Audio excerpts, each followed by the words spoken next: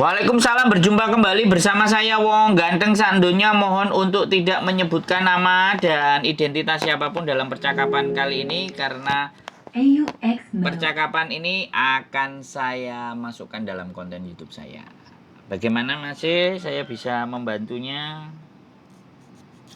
Gini mas, kalau ini kan ada rencana mau ke Hongkong tuh 2 minggu gitu.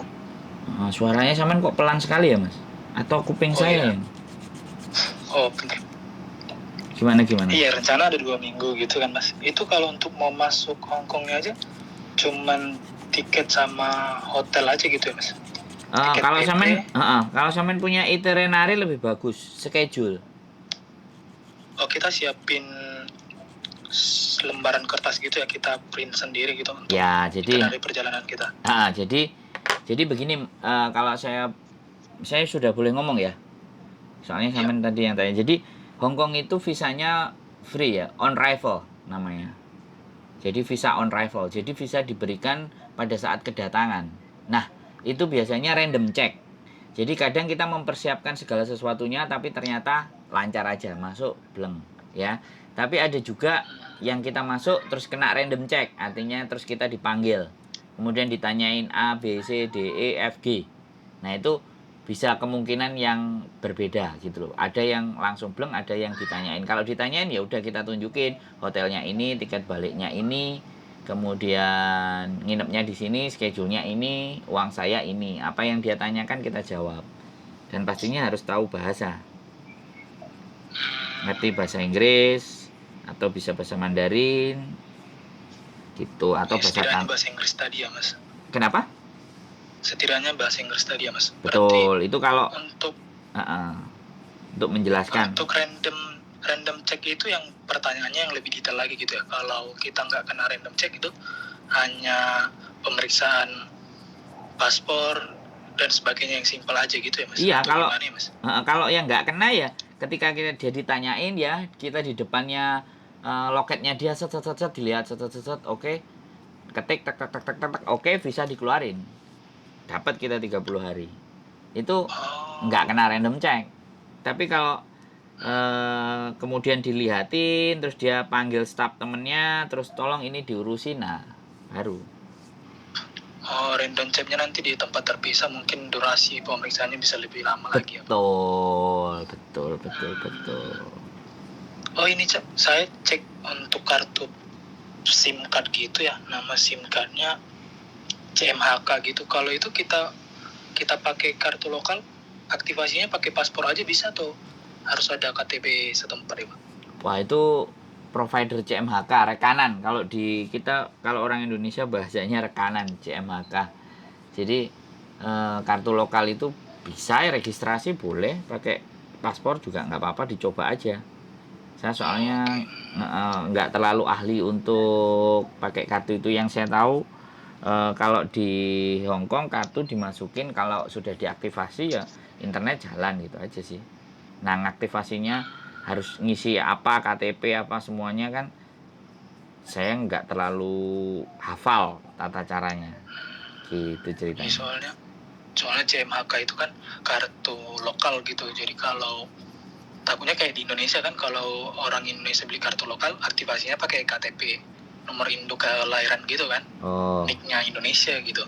Takutnya kita beli CMHK tapi registrasinya harus pakai KTP setempat juga gitu, sementara kita cuma ada paspor gitu kali ya. Nggak, sampean belinya sama siapa? Belum sih, masih kita kan udah coba search beberapa alternatif. Kalau pakai kartu A saja. Jadi As Taiwan, As Hongkong gitu ya, Two-in-one itu ya, Telin As Hongkong. Itu di bandara ada juga ya? Biasanya ya, kalau orang jualan pada sampean keluar gate-nya ada gate hall A, hall B. Jadi ketika sampean keluar itu biasanya ada yang nawarin kartu gitu kan. Orang Indonesia atau biasanya ada gitu kan, baru itu boleh. Yeah. Boleh sampean beli terus suruh ngaktifin dia langsung terus internetnya jalan. Gitu, nggak ada masalah sih. Sebenarnya kartu Hongkong itu banyak banget yang buat teman-teman orang Indonesia bisa. Atau mungkin kalau travel aku nggak ngerti ya, kalau travel Tapi biasanya kartu as itu ada yang jualan kok di apa namanya bandara. Di bandara. Tapi kalau di Indonesia sendiri nggak ada itu ya Pak? Nggak ada kalau dijual yang jual di Indonesia. Yang biasanya gini, malah yang ada kartu-kartu provider itu naruhnya di PT. Oh, Di karena PT-PT udah. yang mau berangkat, jadi plus kalau sudah mau berangkat dikasih kartu sekalian. Itu marketing Jadi, biasanya. Saya dulu pernah nyoba juga kayak gitu. Saya kan dulu pernah jadi salesnya salah satu provider kartu internet di Hong Kong. ya paham. Karena sesuai target marketnya mereka Iya. yang bakal berangkat gitu ya Pak. Betul. Ya salah satunya kan kayak sampean-sampean gini kan turis juga kadang-kadang kejaring ya nggak apa-apa kalau di hall A atau hall B. Atau mungkin nanti tak kasih nomor HP-nya kalau seingat saya ya yang biasa standby di bandara. Ada kok biasanya. Oh, yang kartu as itu ya Pak Kartu biasa as. ya? Biasanya ada yang standby di bandara. Jualan kartu juga. Gitu. Ya. Begitu Mas. Ada lagi yang mau sampean tanyakan kira-kira di Hong Kong? Dapat nomor Berarti saya dari mana ini? ikuti beberapa YouTube-nya juga sih dari Oh. Masnya juga. Dari yang jadi ya heboh-heboh banyak juga berita Hong Kong, jadi sambil kebetulan mau ke sana ada rencana gitu kan, coba Oh. cari referensi apa gitu kan biar lebih lancar lah, jangan nanti mendadak di hari H dan lainnya gitu kan. Oh. Takutnya kocar-kacir Memang di hari H gitu. memang mau liburan 2 minggu. Iya, ada rencana liburan 2 minggu. Sebetulnya ada kerjaan juga 2 minggu itu, terus balik gitu. Oh. Sambil ada kerjaan dikit lah, cuman ya kayak kerjaan gak formal sih gitu ya. Oh. Freelance lah ibaratnya. Jadi makanya tadi mau tanya gitu kan, perlu itinerary detailnya atau gimana gitu sih. Kalau sampean ternyata memang ada job dan sampean profesinya misalnya kayak jurnalis atau apa dan semua, ya bisa jadi sih, tapi biasanya mereka akan jauh lebih ribet. Jadi ibaratnya kalau ada perusahaan company-nya sampean dan memang ada tugasnya untuk apa gitu dan company jelas ya nggak apa-apa itu disertakan. Tapi kalau atas nama pribadi ya nggak apa-apa, lebih baik pribadi aja gitu. Kalau memang ada perusahaan nggak apa-apa ditunjukin kepentingan perusahaan. Sampean kerja di mana? Seperti apa? Biasanya kan mereka mau tahu. Soalnya kadang-kadang kalau pas kena random check itu ya biasanya. Tapi kalau di paspor sudah berkali-kali masuk ke luar negeri dan di mana biasanya aman sih. Yang agak random check itu biasanya kalau yang paspornya masih pertama kali di Hong Kong digunakan. pertama. Gini Mas, oh iya, berhubungan itu juga mau tanya ini kan, saya baru renew paspor saya baru mati Januari kemarin. Nah di paspor lama kan yang ada cap dan sebagainya gitu. Nah sementara ini paspor baru, takutnya mereka mikirnya kayak apa? Rekod paspor baru memang selipin ya, aja. Jadi baru gitu. Selipin aja paspornya 2 di situ jebret gitu loh. Soalnya paspor lamanya ditahan. Tak tinggal. Oh ya sudah nggak apa-apa. Ya nggak apa-apa di. Tapi aku ada foto sih, paling nanti bisa tunjukin foto paspor lama aja kali ya. Nggak, dia nggak bakal nanya. Dia nggak bakal nanya. Paspor lama nggak dia nanya. Tapi kecuali kita tunjukin di awal ya Pak. Nggak usah ditunjukin, sebenarnya diselipin gitu kan. Nah yang terbaru kita buka di tempat yang terbaru. Terus paspor yang lamanya kan biasanya nyelit, terus kita staples atau kita kasih karet kan. Terus dia ambil gitu loh, ambil yang baru terus dicetak, dimasukin print yang baru kan, ibaratnya seperti itu gitu loh. Tapi kan yang lama nyantol, kalau dia mau buka-buka kan yang lama bisa dibuka. Iya. Ibaratnya kita sodorin semua aja gitu, baru dia ngecek. Iya terserah. Memperkuat aja. Sebenarnya di situ juga. Kalau saya sih pernah, soalnya saya dideportasi sampai 5 kali. Dari Hong Kong ya Pak? Iya, ditolak. Jadi pagi datang, sore pulang. Sore datang, besok pagi pulang. Saya pernah kayak gitu. Itu yang dari via Macau-nya gitu Pak? Enggak, dari Makanya bisa. Hong Kong. Saya dari Indonesia, Surabaya ke Hong Kong. Berarti balik lagi ke Surabaya atau? Iya, balik lagi ke Surabaya. Di hari yang sama? Kadang kalau saya datangnya pagi, sore. Kalau enggak besok pagi lagi. Oh, biaya gede juga gitu ya. Enggak gini. Kalau kalau misalnya kita sudah beli tiket PP, kan kita jeda 4-5 hari. Begitu hari itu kita dipulangkan, nanti kita mesti akan dihadapkan sama orang maskapai juga, terus disuruh bayar tiket. Kita bilang enggak mau. Yang nggak mengizinkan masuk saya kan kamu. Saya sudah ada tiket pulang nih 4 hari. Kita bilangnya kayak gitu. Sekarang kamu nggak mengizinkan saya, kamu mau mulangin saya, ya kamu yang bayar dong. Saya nggak mau bayar gitu. Walaupun saya ada duit untuk beli tiket untuk balik hari ini, saya nggak mau gitu. Kan saya sudah tiket 4, kamu kan nggak ngizinin saya. Kamu kan berarti Argumen mau. kita itu ya Pak. Kenapa? Argumen kita di situ ibaratnya. Iya, ya biar kita nggak habis banyak. Nanti sama dia disuruh beli lagi, suruh pulang kita bayarin sendiri lah. Ya kita habis 3 tiket lah. Iya. Yang satu angus gitu loh. Pertama saya dulu mikir, terus aku beli sendiri. Terus tahu yang kedua kali kok kayak gini lagi, gendeng enggak lah. Iya, hitungannya tinggal rugi di perjalanan baru lagi ya, kalaupun Iya. mau berangkat lagi gitu ya. Nah, saya soalnya pernah juga 5 kali deportasi. Yang jelas ya itu. Makanya terus yang kedua, ketiga, keempat loh kok gila. Aku yang bayar nggak mau lah. Akhirnya kadang aku tiket berangkat aja aku beli. Karena namaku sudah pernah dideportasi 1 kali lagi, dipinggirin lagi. Tapi akhirnya yang ke-6 saya lolos. Lolos nggak kena random checknya lagi gitu ya? Enggak, soalnya alasannya adalah jadwal menikah. Jadi ada lembaga gitu ya? ada lembaga pernikahan yang memang mengharuskan saya datang di tanggal segitu gitu loh. Akhirnya Berarti saya masuk. disertakan surat dari lembaga itu tadi ya Pak? Iya, betul. Jadi begitu ceritanya Mas. Kalau sampean lihat konten-konten saya ada deportasi 5 kali. Ya banyak. Kalau beberapa aku juga nggak ngerti kriteria mereka ngerandom itu apa. Ya intinya yang bisa saya sampaikan itu aja, karena dimana-mana kalau backpacker selalu bilang hanya Tuhan dan imigrasi yang tahu kenapa kita ditolak. Orang saya pas waktu random tak tanya kenapa Anda tidak mengizinkan saya, apakah saya ada catatan kriminal di tempat Anda, atau saya ini tampang teroris, atau bagaimana. Tak tanya kayak gitu ke petugas bandara. Jawabannya dia begini, saya hanya bertugas, boleh kan saya tidak mengizinkan Anda masuk ke tempat kami. Gitu tok jawabannya. Iya, karena itu otoritas mereka ya Pak. Lah dari situ ya sudah.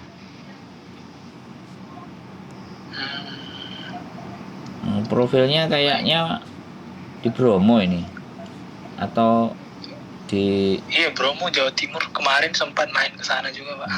Tak kirain. Kalau saya orang Medan Pak. Oh, medannya mana? Medan Petisah, Lubuk Pakam, Binjai, Pematang Siantar. Lubuk Pakam lah. Hah? Kabupaten Serdang Bedagai namanya, kalau pernah dengar Pak. Serdang Bedagai, berarti sebelah timurnya atau setelah Lubuk Pakam? Setelah Lubuk Pakam menuju ke arah Danau Tobanya. Danau Toba, Serdang Bedagai. Saya pernah di Lubuk Pakam, si Borong-Borong, terus. Ada job juga dulu Pak? Enggak, jalan-jalan aja. Solo travel. Solo travel ya. Terus soalnya lihat YouTube apa juga sering ngemperan di mana gitu iya. kan ya. Iya, itu kita gembel sama kiri sama jadinya jadi nggak jelas. Jadi tapi jarang-jarang orang gitu Pak, mental itu yang penting kan. Ya dulu mudanya jadi anak mapala, jadi udah terbiasa gembel. Jadi iya. Kegiatan gitu kan, duitnya pas-pasan, hitung-hitungannya ya sudah. Gimana caranya ya, yang hanya bisa dipangkas biaya itu kan akomodasi tempat tinggal. Jadi nggak usah hotel, jadinya tidur di emperan di mana, pokoknya nggak ngabisin duit lebih banyak. Kalau transport kan pastinya untuk yang lebih udah wajib gitu ya. Iya, kalau transport memang dianggarin. Kalau akomodasi ya ada, bisa buka tenda, nggak diusir Satpol PP, ya udah kita buka aja tenda di situ. Biasanya kayak gitu aja sih kerjaannya. Kalau nggak usah buka tenda, terus nggak terlalu panas, nggak hujan, ya udah geletakan aja pakai carrier yang gede-gede itu aja udah. Oh, udah tahu anak gembel. Merapi, Merbabu, Sundoro, Sumbing, Jawa Tengah waktu itu, Triple M, Malioboro. Wah. Ya waktu masih ya gembel lah. Sekarang semuanya ada tapi izin dari istri agak susah. Udah kena kunci mati ya. Makanya, makanya saya kadang-kadang kalau kumpul sama teman-teman ya, sama junior gitu kan, lagi ngumpul, dah kamu bisa main-main no, kamu berkeluarga nanti wis. Ada lihat temen juga backpacker yang ke Jepang kemarin dan belum menikah, waduh, ngelihat fotonya, aduh, kenapa ya Jadi iri ya. saya kok sudah nggak bisa. Padahal kerjaan kita udah bisa dibawa kemana-mana. Yang penting ada internet, kerjaan bisa dikerjain gitu. Cuman ya kembali Iya, lagi. bukan yang kerja wajib ngantor jam 8 jam 5 sore gitu ya. Jadi kita bukan salaryman yang 9 apa 8 to 5 kan. Iya. Kita udah bisa kerja. Yang penting ada internet, konsentrasi, oke, baru. Jadi seperti itu. Oh, ada 2 minggu ya, kabar-kabar aja, ntar kita ngopi lah. Oke, ntar kalau udah mendekati, kemungkinan sih awal-awal bulan depan sih Masian Pak, sekitar tanggal 5 atau tanggal 10 gitu rencananya. Ntar kalau jadi mungkin aku kabarin Bapak lah, ntar aku juga mau diskusi-diskusi tipis-tipis lah sama Bapak mungkin kalau ada waktu gitu kan ya. Boleh, kita ngopi. Hongkong ujung ke ujung sebelah mana aja oke gitu kan. Kalau Paling lama 1 jaman ya Mas. jadi kalau kadang kita untuk menghindari random check itu bisa masuknya dari Makau. Jadi tiket berangkat sama pulang Makau itu lebih murah sebenarnya kalau ke Makau. Ya aku nggak ngerti ya sampean dapat jatah. Kalau aku kan ya cara berpikirnya backpacker lah. Cara berpikirnya yang paling murah lah intinya. Jadi bisa disiasati kita ke Makau, pulang dan perginya dari Makau. Jadi dari Makau terus kita ke Hong Kong. Nanti pulangnya ke Makau. Itu biasanya dapat kita 1 bulan on arrival. Jadi datang ke Makau kasih 1 bulan, mungkin sehari 2 hari. Kalau mau langsung ya langsung geser dari Makau langsung ke Hong Kong lah, nginep di tempat Hong Kong yang sudah ditentukan. Habis itu jalan-jalan puter-puter. Tiket kita sudah cukup untuk balik ke Makau, ya kita balik ke Makau, naik pesawat dari Makau. Itu lebih tidak khawatir ke random check gitu aja. Tapi ya semuanya keyakinan diri masing-masing aja sih, nggak ada persoalan. Sekali berangkat dapat 2 Mas, sekali berangkat dapat 2, Hong Kong dan Berarti Makau. kalau ke Makau pengecekannya biasa relatif lebih bebas, longgar, sangat longgar kalau ke Makau, karena kan tempat judi Mas. Iya. Jadi kalau tempat judi siapapun boleh datang, pasti. Nggak peduli mereka ya. Iya, dia butuh soalnya. Butuh orang main ke kasinonya mereka. Jadi lebih di situ. Kalau kita ragu ya, karena Indonesia ini negara bagian dunia ketiga gitu loh. Iya. Jadi belum lagi ada ketakutan agama tertentu ya. Nah, kadang-kadang kadang-kadang di situ, kadang-kadang ya saya pertama kali masuk, yang kedua kali. Yang pertama memang travel. Kalau travel memang ada rombongan, ada yang nganterin tour guide-nya. Yang kedua saya masuk sendiri itu 1 jam saya ditahan. Random check-nya 1 jam. Iya, random check-nya itu sampai 1 jam. Makanya setiap sekali lagi saya berpikir, karena saya udah menyiasati, pokoknya sebelum masuk imigrasi usahakan saya tenang, kenyang, terus udah kencing, pokoknya saya harus ngisi semuanya. Khawatirnya ketika random check itu AC-nya dingin, HP nggak bisa buat ngubungi siapapun. Jadi mau nggak mau kita berjuang sendiri di situ. Itu kalau random check ya. Tapi ya nggak se ekstrim yang dibayangkan sih sebenarnya. Cuman ya sudah, dia nggak kasih izin kita kan puyeng kita. Jadi fail kan perjalanan kita, nggak asik. Tapi kalau dari Makau masuk ke Hong Kong, saya pastikan hampir 99% masuk. Iya. Tapi masalah. Kalau tiket sih aku belum cek sih Jakarta Makau. sejauh ini. Hmm. Baru cek tiket Hong Kong sih. Kalau Hong Kong PP masih dapat 5 sampai 5,5 PP naik Cathay. Oh, Cathay Pacific. oke, naik Cathay, naik sampean naiknya Cathay kemungkinan dikasih masuk. Oh, gitu ya. Nggak tahu juga Ada. Saya kadang-kadang juga berpikir, saya dulu kan Scott, Air Asia. Jadi yang murah-murah. Tapi kalau sampai dapat Cathay kemungkinan oke lah. Jadi kelasnya mereka kan memang Cathay. Scott Air Padahal Asia. sebetulnya ya kalau sekarang ini aku lihat-lihat sih nggak jauh-jauh beda sih harganya, karena kalau Cathay PP aja 5 sampai 5,5 kan. Sementara Scoot dan lain-lain sekali jalan mungkin 2 jutaan atau 1,5 gitu. Palingnya beda-beda 2 juta lah gitu kan ya. Padahal belum bagasi gitu kan ibaratnya. Ya, tapi beda 2 juta itu menurut saya angka yang gede loh, Mas. Menurut saya loh ya. Saya loh ya. Kan itu belum bagasi ya. Iya, belum. Kalau kita mau ada ekstra bagasi lagi misalnya nih ya, kita bawa bagasi 30 kilo bisa jadi mirip sama biayanya gitu sama. kan ya. Makanya kan cara berhitung prinsipnya kan backpacker, jadinya yang dibawa tas biasa. Iya. Jadi bagi saya selisih 2 juta, selisih 1 juta, selisih 500 itu selisih, Mas. Sekarang aja saya sama istri kalau dulu pulang istri naiknya Garuda, kalau nggak Garuda Cathay. Sekarang kami berdua nggak pernah beli yang mahal. Cathay terakhir itu Singapore Airlines aja karena Covid kan. Yang ada cuman itu kan. Nah, ketika kita pulang berdua ya naiknya pasti Scott, transit di Singapura sehari atau 2 hari, jalan-jalan dulu, habis itu terus jalan balik lagi ke Surabaya atau Jakarta. Jadi ya gimana ya, memang dari dulu set up otaknya itu backpacker, kecuali kan memang kalau tugas kerjaan kantor ya kita tiketnya. Tapi kalau buat dana pribadi pasti saya ngajak istri pakai yang Scott, pakai yang AirAsia. Jadi Tiger kadang. Kalau ke Jepang pakai Hong Kong Airlines. Jadi yang maskapai yang nggak bisa yang no refund itu, yang memang bagasinya kecil, no refund, nggak bisa dibalikin pokoknya, intinya murah. Seperti itu, Mas ya. Pokoknya kabar-kabar sih ya itu sekelumit tentang Hong Kong. Tapi menurut saya kalau memang sampean memang naiknya Cathay mah, kemarin juga ada yang mau nikah beda agama dari Indonesia, 2 pasang di Jakarta juga karena susah banget agamanya beda. Mereka menikah, akhirnya mereka menikah di Hong Kong. 2 pasang, 4 orang ya masuk, ngobrol kita 4-5 hari kalau nggak salah mereka. Naik Cathay juga mungkin. Ya naik Cathay dia. Total nggak tahu ya mereka. Kemarin ngomong hampir 14 juta.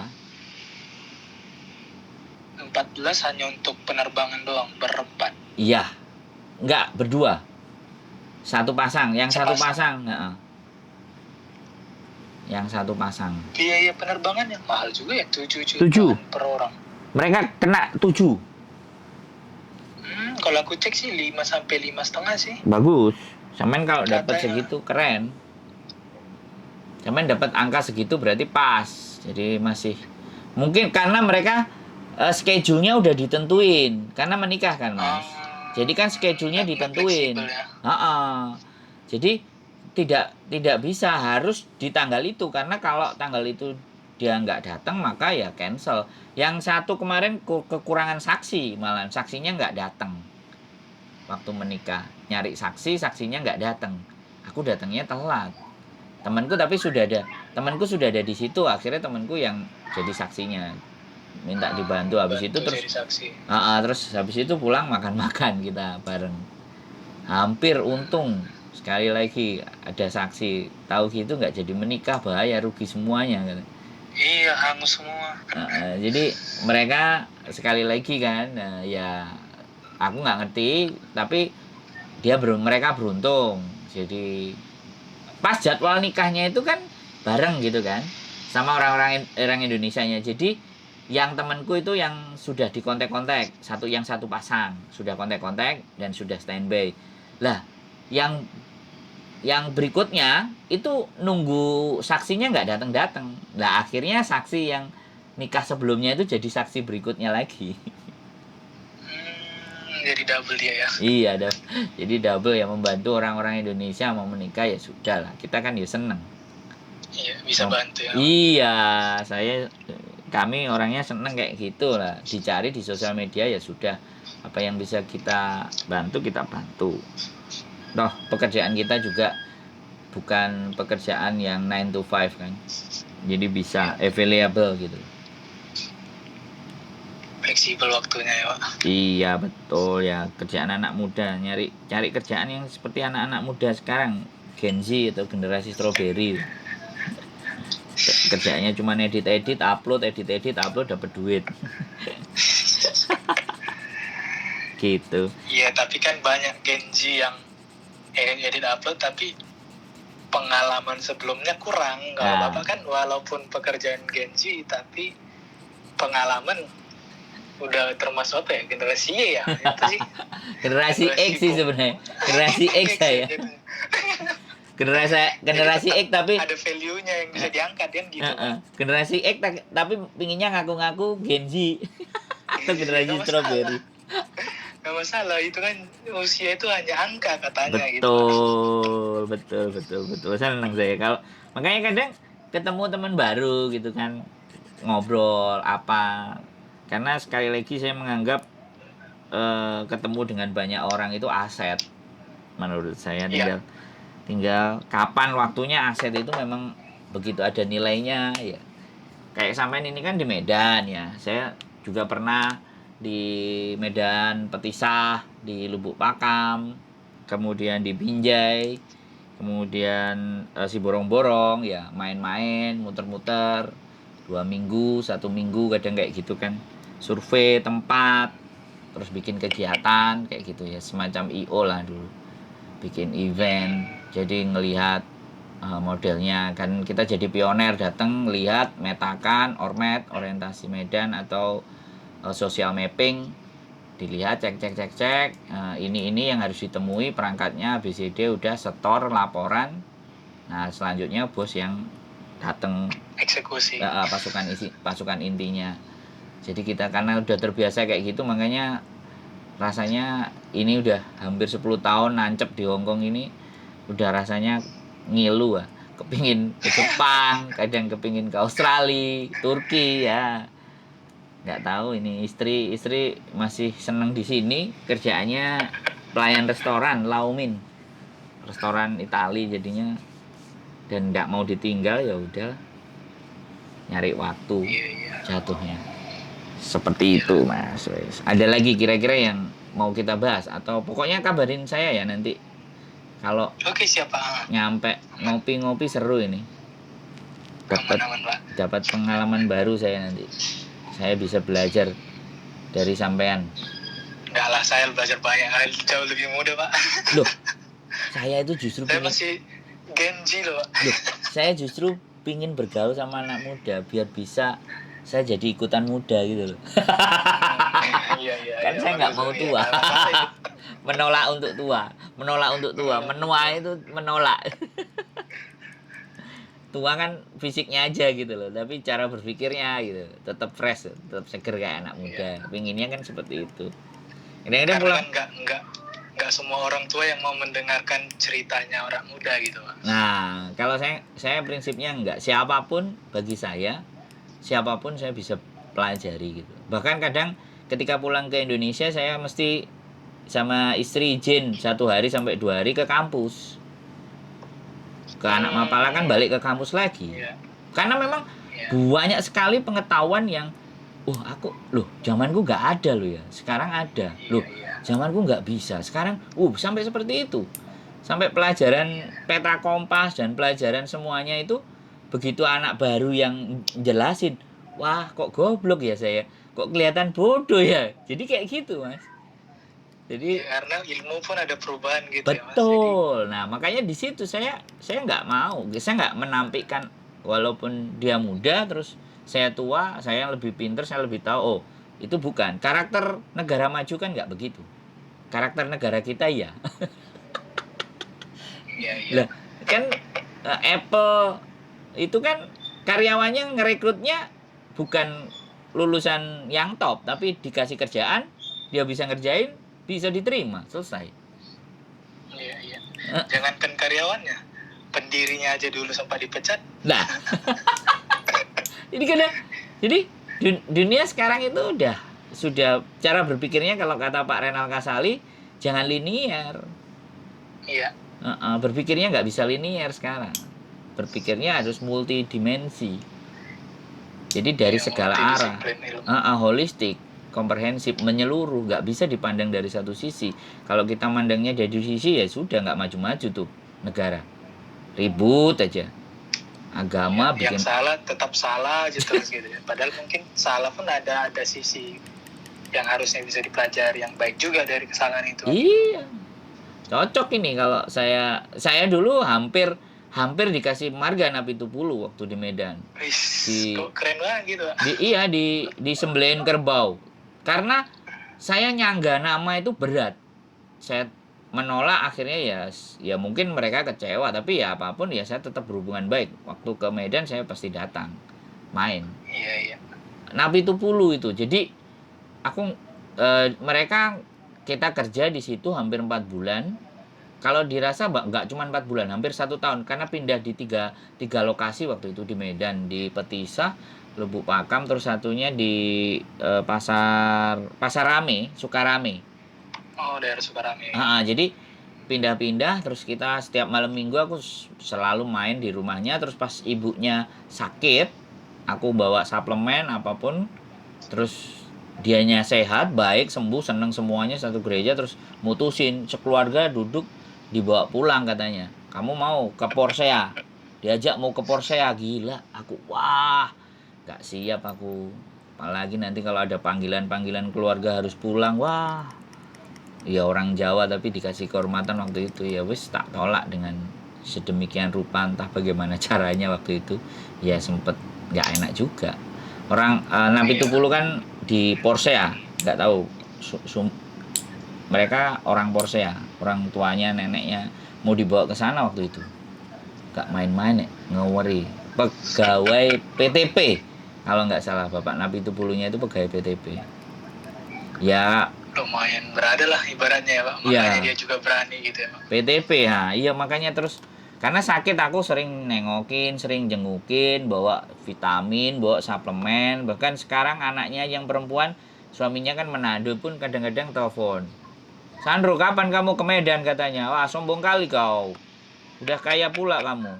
Terus aku bilang, ya kakak lah yang kesini, aku bilang ke Hong Kong lah, ayo sini aku jemput dah, ada hotel aku urusin semua, aku bilang kayak gitu. Bener lah kamu, bener, tapi tiketnya beli sendiri kak, aku nggak bisa, aku bilang, uang sama istriku, aku bilang. Pelit kali kau kalau ngomong kan kayak gitu orang Medan, enak gitu loh. Jadi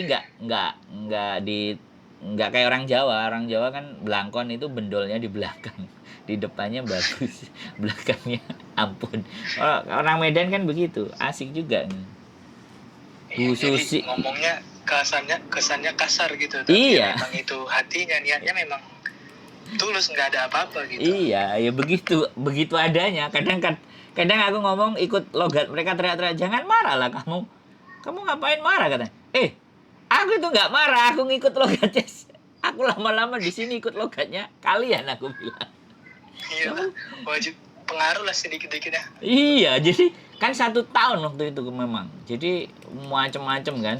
Ketemu orang Batak plus orang Cinanya Medan. Wah kan sangar itu sudah semua. Orang Jawa mah lembek-lembek. Jadi Pak nge gitu kan. Nggak ada itu. Mana kamu ini gitu kan. Masih ingat. Harus kau buat argumenmu kan gitu. Nah, betul. Di Jalan Darussalam, Medan Baru. Jadi tinggalnya mereka di situ. Aku biasa kalau ke Medan pasti selalu akan mampir ke situ. Terus satu orang Jawa lagi di Tembung. Pasti aku harus mampir ke 2 tempat itu. Aku harus mampir. Omku sebenarnya ada di Lubuk Pakam, adiknya ibu. Tapi dua-duanya udah meninggal, tinggal sepupu aja yang ada. Sepupu. Jadi Om orang Jawa tapi merantau sampai ke sana di Lubuk Pakam. Ya sudah kangen sih sebenarnya. Di rumah punya Land Rover tapi nggak buat jalan-jalan, kita malah berhenti di Hong Kong. Aduh, kadang aku bilang sama istriku, biarin aku 2 bulan lah, aku tak di Indonesia, kamu kerja. Nggak mau ikut juga nggak mau.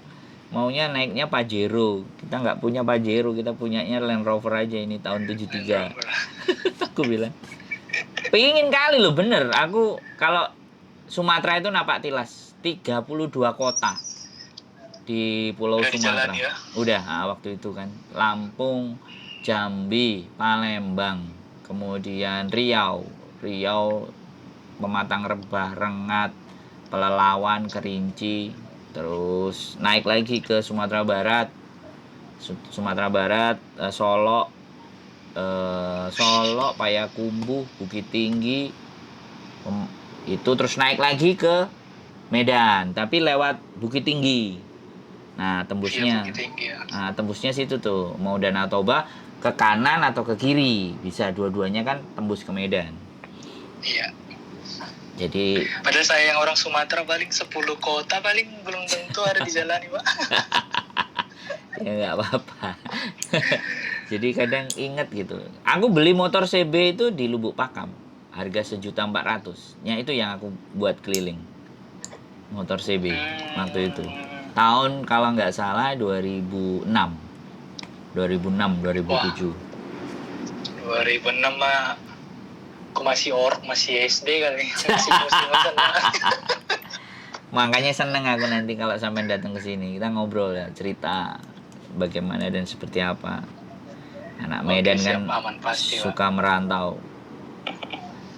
Gitu ceritanya. Oke, ntar kalau udah fix jadwalnya aku kabarin Bapak ya. Oke, nanti ketemu kalau perlu ada waktu jauh-jauh hari aku tak pamit istri ke bandara deh, seru nih.